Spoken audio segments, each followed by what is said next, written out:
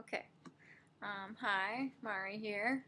I'm doing my first vlog or video log for the Global Competency Project. Yeah. Okay, so I'm gonna first talk about what I did and why I chose it, and then I'll tell you the actual story about what happened. So this is for a class that I'm in, and the purpose of the project is that we're supposed to put ourselves in a situation, a cultural situation that we're not entirely comfortable, so it's supposed to be out of our comfort zone. And for me, this took quite a while to decide because I don't know, I couldn't find many situations that I felt were foreign or uncomfortable for me. But finally, I decided on to try to experience what blind people experience. So I would be blind for an outing. And yeah, so that's the reason I chose it, because it was one of the few things that I could think of that I hadn't had a lot of experience with. And plus, I don't really know anyone close to me that is blind. So yeah, I thought it would be a very good learning experience. So what happened was I had a friend. I actually had two friends. I originally was going to have only one. Meet me at, I was originally going to do it at the mall, but then it was closed. So we went to Grand River again instead, downtown. And I had a couple tasks I wanted to do. I wanted to order a meal, and I wanted to use a bathroom, a public restroom, and then possibly shop around a bit. So yeah, so my friends met me at a parking lot, and we started behind Noodles and Company, if you know where that is, on Grand River. And we were trying to figure out where to go eat. And we decided on this place called Sushiya, which was a couple blocks down. So we started walking that way, and I could tell that my friends were getting a bit impatient because I was very slow. I tried to walk. I mean, for me it was normal because I was very unsure about where I was going, and I felt pretty unsafe. And I did have a walking stick with me, but that kept getting stuck like in the bricks in front of me because I was moving forward. So that was also very frustrating. I didn't know how to use the stick properly. I tried a couple different techniques, just like gliding it over, tapping. It was very interesting. But what I noticed was it was very helpful if I had a wall that I could touch and then just kind of go against the wall. But yeah, my friends didn't help me very much as far as direction, which I told them, like, if my stick can tell me if it's there, then don't tell me. So yeah, it was interesting. Like, it was hard. It was just very, you were just very unsure of everything because you knew certain things could like jut out at midair. So even if your stick didn't hit it, you could hit it. Or even if your stick hit it, then you try to touch it, it wasn't there, but it ended up being a really low like wall or something. So it was all just it was hard to tell what was around you or where you were or any of that, or where you could walk. So that process took a while. And then I remember there were 3 times when I opened my eyes. The first time was when my friend hit his arm when he had a mosquito on him because the popping noise was really odd. I thought I had stepped on something and made it pop like a firework or something, so I was really worried. But he said he had just killed a bug. So I thought that was interesting how weird noises where you don't actually realize the sound associated to the action can cause you worry.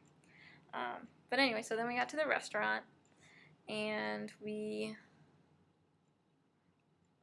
restaurant was much harder to maneuver in. The sidewalk was very open, so I could go around. But the restaurant, I almost instantly hit something with my stick, and then I'd have to go around, but then I couldn't go that way. So it was very hard to move in. And then ordering was interesting because you couldn't see the menu. So I asked the woman. Well, I could tell I heard someone behind the counter, so I knew someone was there. First, I had my friend explain like what vegetarian dishes there were, but there weren't descriptions, I guess, because she asked the lady behind the counter anyway. So after a while, I just figured, well, I'll just tell the lady what I want and see if there's a dish there that has those in it. But I had a bit of a trouble, so we went to Rice Kitchen, And this lady seemed to speak English as her second language. So when I asked questions, she seemed a bit confused about what I was asking, and I felt sad because I couldn't see her expression or hand emotions. And normally I would point at pictures or use my own hand motions, but I couldn't do any of that in the situation. I couldn't tell if she was confused or if she was frustrated or if she was going to get something to help explain. So my friend helped out a lot there. Yeah, so we finally ordered, and then we found a table to sit down at. And my food came, which was good because it was all on the tray. But a lot of things that I need to eat with weren't there. Like, there weren't chopsticks. We'd have a plastic fork, but I like to eat with chopsticks when I'm eating Asian food. They didn't have napkins, which I needed multiple times. So that's, again, when my friend helped me out. They got me the chopsticks and the napkins. However, the napkins, like, I need multiple times to use napkins, like, first to wipe my face, and then I need to blow my nose. And then I had Purell with me because my hands felt really icky from the outside. And I spilled it on my legs, and I need to wipe it up. But then again, I didn't have it. So that was very inconvenient. And I had no idea where they kept it either. So if I didn't have my friends with me, I think I would have to go up to the desk again and ask the woman, can I please have some napkins? Which wouldn't be horrible, but it's just like, you don't know how much these people feel okay to be used so many times to wait on you hand and foot, I guess. So I guess you kind of feel like you're imposing on them just a bit. And then when I got the food, it was weird, really weird, because this was a dish that I'd never ordered before. If I had, I didn't remember. So when I got it, I had some idea what was in it, but like I couldn't see the dish. I didn't know what color it was. I didn't know what kind of sauce it had. So I tried to smell it as much as possible to get an idea of what I was putting in my mouth. And then once I did put it in, it tasted really good, so that was good. It was lots of veggies, just like I like. And then also I have this tendency where I like to add rice to these dishes. But the thing is, I'm very particular. Like, when I was adding my rice, I couldn't tell how much rice I was adding. I was kind of worried about spilling it over the edge because it comes out in clumps and you can't really tell. And then once it's in the dish, again, when you're using chopsticks especially, you can't tell what you're picking up is either a clump of rice, the veggies, or a mix of the two, and I usually like a mix of the two. So that was really frustrating. And you also couldn't tell how much of the dish you were eating, which wasn't really important, but it's just really weird because when you're eating, you usually like look down and notice ever so often how much you've gone through. In this situation, that wasn't the case. So it was kind of weird. And then finally we get to the bathroom experience. My friends just pointed me in the general direction, and then once I reached the door, they let me just do my thing, which was cool, which is what I wanted, but it was very confusing, first finding which side was the knob was on, or if it was like a push-pull kind of a thing. So I found the joint, not the joint, but the hinge, and that's where I went from.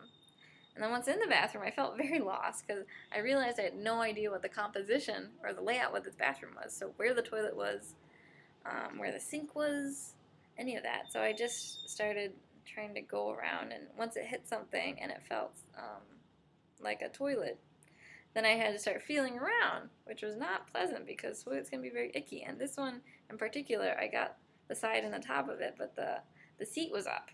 So that's kind of yucky. So I had to put the seat down. And then also there's many different types of these. So usually the flusher can be on this side, it can be on the side, it can be on the top. So it took me, so I had to feel around to get that. The toilet paper was right next to me, so that was good. And then finding the sink, again, was another journey. So I went around, and first I hit the trash can, and I could tell it was a trash can because it had that flippy top that you can push in. And then I found the paper towel, and I figured, well, if the paper towel's here, the sink must be right next to it. I did find the sink, and it took me a minute to figure out how to turn on the water because it didn't have the nozzles. It had the one that was sitting on top where you push it up when you want the water to come out or not. And then finding the soap, that was another thing too. So I felt the walls, and it had a thing for soap, a soap dispenser, but you pushed it in and nothing came out. So I thought either they were out of soap or they had another form of soap, which is very common. So I searched around, and I found something that had a nozzle that felt like soap. And here I cheated. I hated that I did this, but I did actually open my eyes to make sure that it was soap, because there's a lot of things that really can dispense things in bathrooms, like cleaning aids and chemicals, so I didn't want one of those. But then after I closed my eyes again, I made sure to feel it and smell it as if I didn't open my eyes. And then I finished up in there, and then I got back to my seat safely. So I was very happy about that. And I forgot to say, the second time I opened my eyes, well, after we came out, and then coming out too, that was weird because when we were leaving the door, I wanted to turn back and say thank you to the lady, the lady behind the counter, because she was very nice. But as I turned back and said thank you, this guy who I had no idea was there said, "You're welcome." So that was really weird because I guess he got out of the way from me, but I had no idea he even existed, and I don't think the lady got my thank you either. So that's kind of annoying.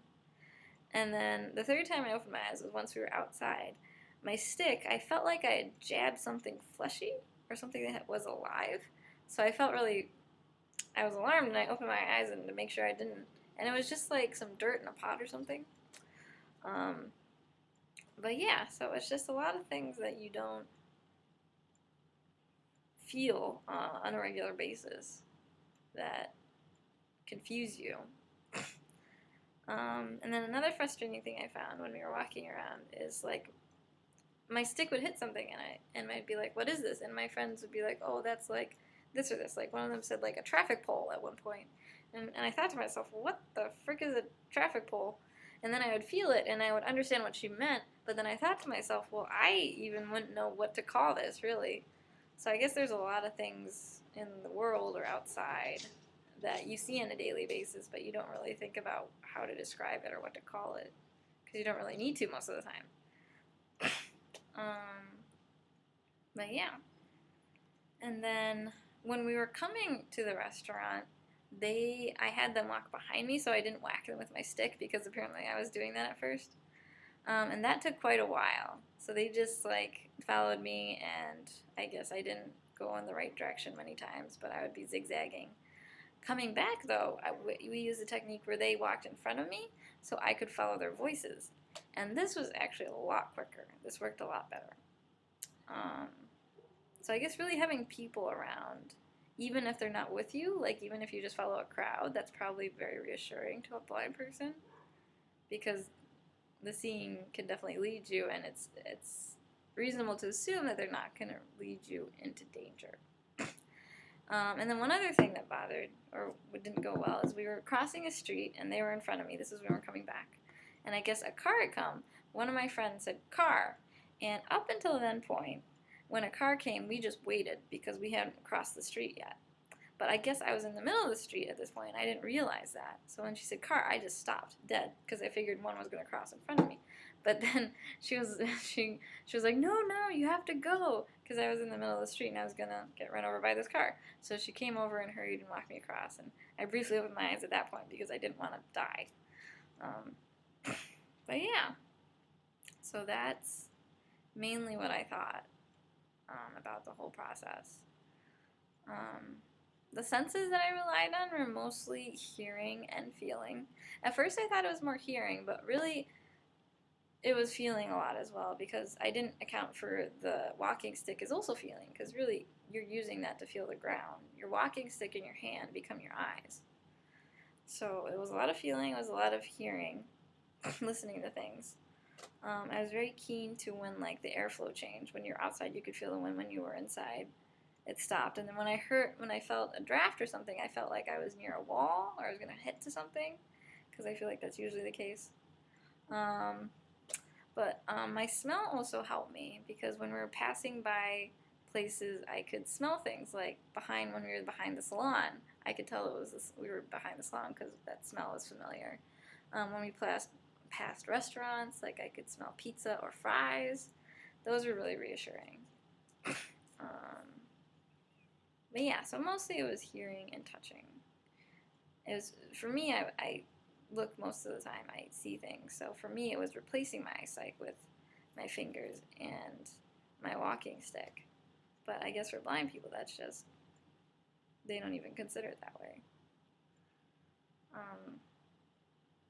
But yeah, and then finally, I guess it made me think about the options that are available to blind people. Like some people have walking dogs, some people just have a stick, some people have an aide that come with them, a person to help them. And I guess it really just depends on how much you want to be able to do, like freedom of function, versus how independent you want to be.